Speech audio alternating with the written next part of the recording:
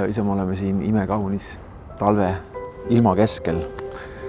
Aga see, mille tunnistajaks me oleme olnud, on veel suurem kui see loodusilu ja ma tänan sind selle armastuse eest, mis on toonud Aleksi ja Andre siia hetke välja, aga ma palun, et kuna nüüd siit lähevad edasi, et see armastus võiks kasvada, et seal oleks ruumi lähedusele ja vabadusele ja andestusele. Ja ühel päeval tagasi vaadates nad võiks öelda, et see teekond üheskoos oli vägevam, ilusam ja tähendusrikkam, kui nad iial arvata oskasid.